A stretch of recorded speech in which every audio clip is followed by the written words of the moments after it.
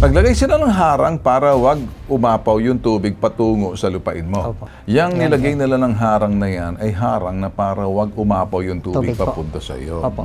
Ganyan. Nung unang taon po na hindi nalagyan, yun po ang perwisyo na hindi namin nagamit ang palayan namin.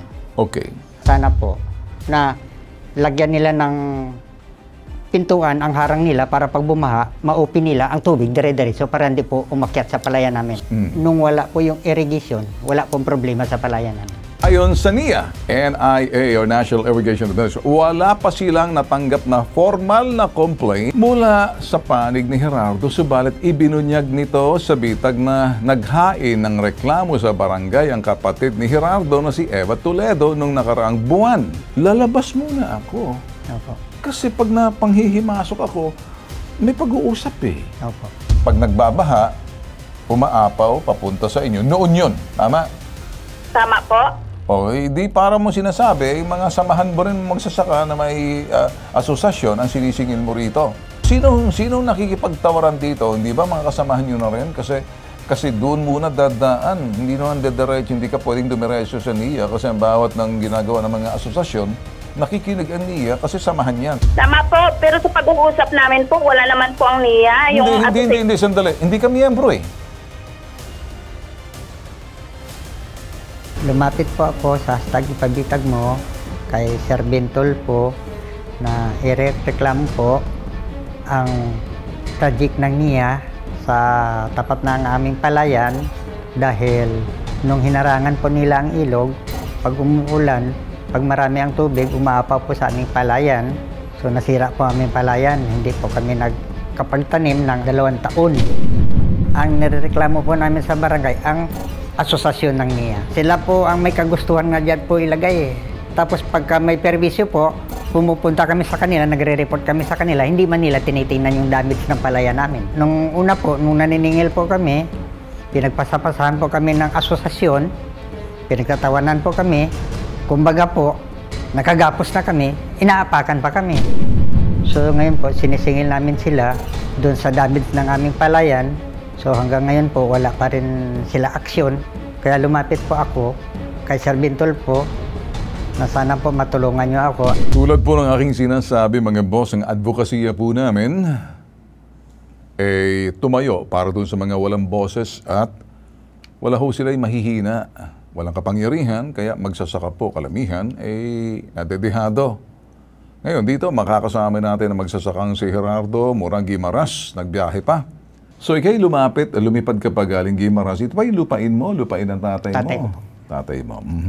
Kailan, ilang taong ka na nagsasaka? Kasama ko po yung tatay ko, bali. Matagal na simula po. Okay. So, nagsasaka kayo ng mga palayan. Opo. Yung nakikita niyo po ngayon ay yung unang-una, yung nakaharang sa itaas na yung bagong kasisemento, yun ang sinasabing harang. Harang po. Sa ibaba yan, ang nakikita niyo, mga semento na yan, yung sinasabing diversion yan. Opo. Daanan ng tubig, tapos dinadivert yung tubig papunta sa ibang irigasyon. Opo. Naglagay sila ng harang para wag umapaw yung tubig patungo sa lupain mo. Opo. So, ayan, ginawa nila. Nilagyan nila ng harang ngayon. Opo. So, hindi pa po tapos yan. So, hindi. So, ngayon, tapos malapit na matapos. Malapit na matapos. Kasi nakikita mo, bandang dulo. Opo. So, ngayon na nalagyan nila ng harang, eh, para doon sa ilog yun sa baba, hindi ba? Naglagay sila ng irrigation canal mula sa ilog. Ayan po nakikita yung sa bandang dulo na may mga semento. Yan po tawag ay irrigation canal. Just in case you still didn't know, kabisado po namin yan kasi yan. Okay. Alright. Ayan ang nakikita nitong yung mga naglalagay ng mga semento na yan, mga taga-NIA yan. Yang nilagay nila ng harang na yan ay harang na para wag umapaw yung tubig papunta sa iyo. Yang mga nagtatrabaho na yan, inupahan ng mga taga-National Irrigation Administration para magkaroon ng irrigation canal, dadaloy papunta roon hanggang makaabot sa ibang lugar. Kasi ito yung lupain mo kung saan hinaharangan para wag umapaw yung tubig. Okay. Anong problema mo roon? Nilagyan ka na ng ano? Sa ngayon na lang po nila linagyan yan. Nung unang taon po na hindi nalagyan, yun po ang perwisyo na hindi namin nagamit ang palayan namin. Okay. Bakit mo sinisisi ang National Irrigation? Eh, ilog yan. Ngayon nilagyan nila. Okay po.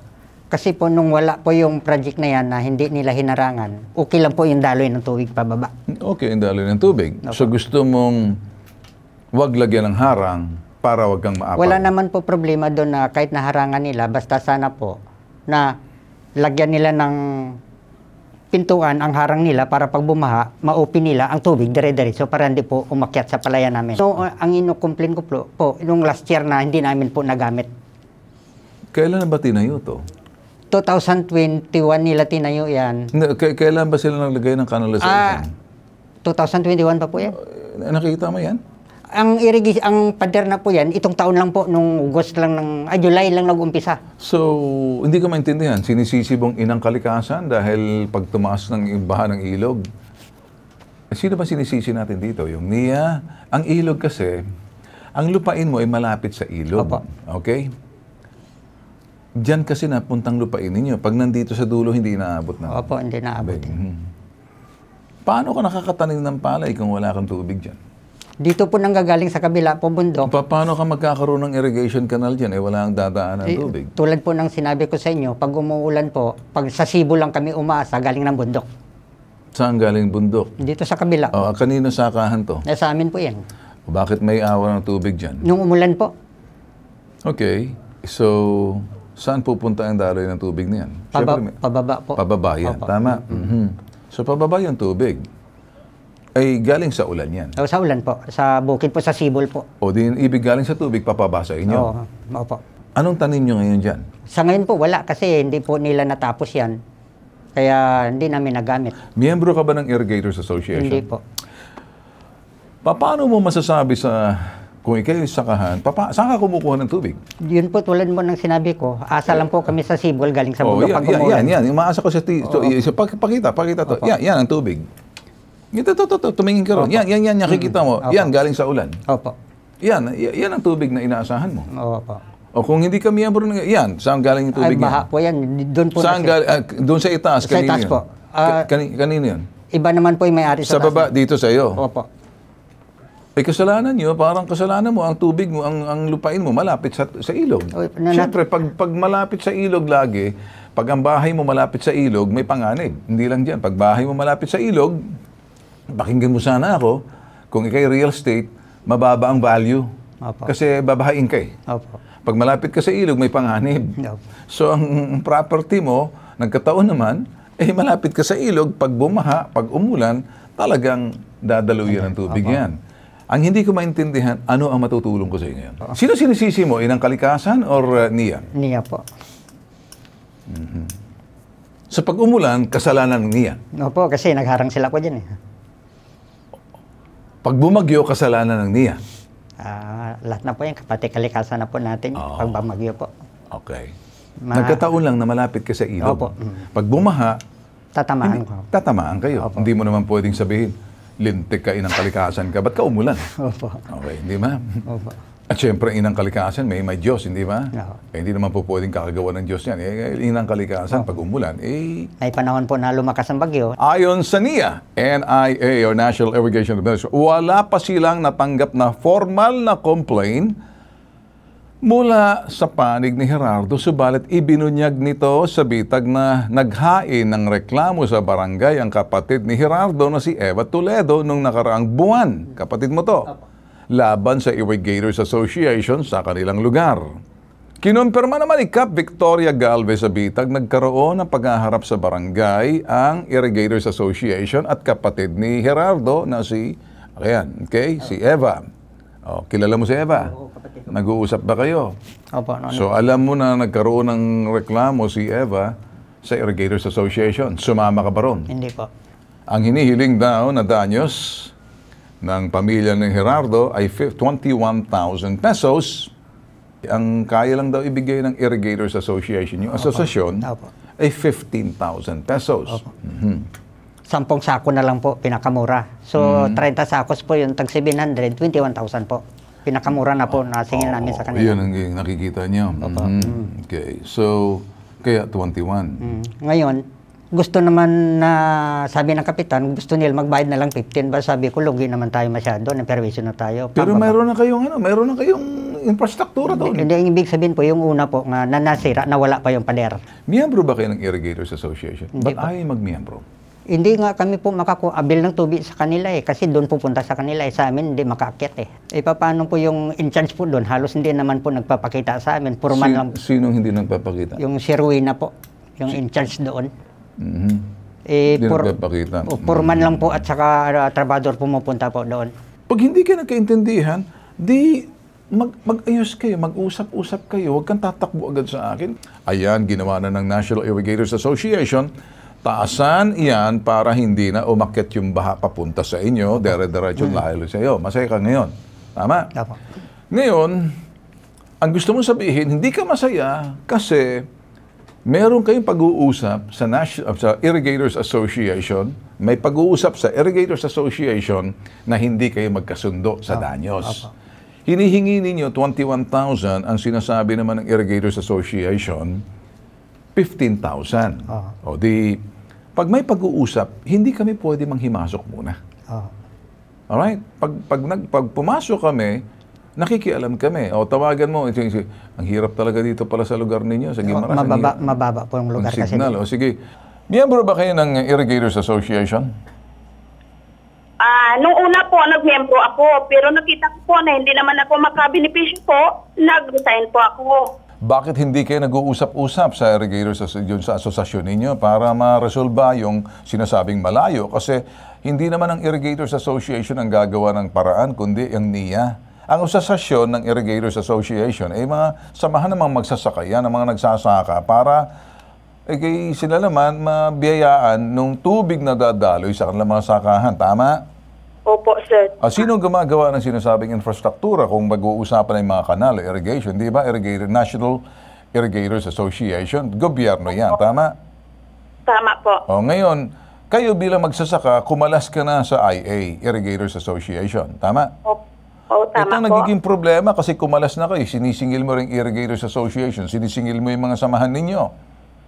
Doon sa parteng, pag nagbabaha, umaapaw, papunta sa inyo. Noon yun. Tama?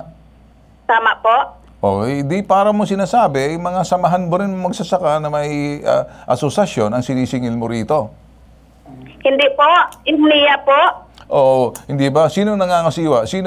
Ang NIA gusto lahat ng mga magsasaka, yung maging miyembro may sakahan na kasama doon sa IA, Irrigators Association. Tama? Ngayon, napakahirap makipag-usap sa dati mong samahan kasi yan ang dapat maglalabi sa iyo para ipaglaban yung sinasabing mga perwisyos na kung danyo sa pag-uusapan, mapapalakas yan kasi yung Irrigators Association kinikilala ng National Irrigators Association, National Irrigation Administration, gobyerno. Tama? Tama po. So, napakahirap ngayon kasi yung danyos na hinihingi mula sa NIA ay dadaan muna sa dating samahan na kung saan kamiyembro kayo. Tama? Tama po. O sinong nakikipagtawaran dito? Hindi ba mga kasamahan nyo na rin? Kasi doon muna dadaan. Hindi naman dediretso, hindi ka pwedeng dumiretso sa NIA kasi ang bawat ng ginagawa ng mga asosasyon, nakikinig ang NIA kasi samahan yan. Tama? Tama po, pero sa pag-uusap namin po, wala naman po ang NIA. Hindi, sandali. Hindi ka miyembro eh. So ngayon, ang pakikipag-usap mo sa Irrigators Association dahil di ka miyembro. Ngayon, kung miyembro ka, ang makikipag-usap sa iyo ay yung asosasyon ninyo, papunta sa NIA, itataguyod ka. Ikumalas ka. Ang nakikipag-usap ka ngayon sa dati mong samahan. At dati mong samahan, pakikiusapan yung NIA. O ngayon, tanong, hindi lang kayo nagkasundo kasi yung hinihiling ninyo, 21,000. Ang gusto lang naman ng Irrigators Association, ang kaya is magkano? 17 or 15,000? 15,000 po per installment daw po. O kaya nga, kasi mga samahan namang magsasaka na idadaan sa NIA yan, nangagaling sa NIA. Hindi sa bulsa ng Irrigators Association.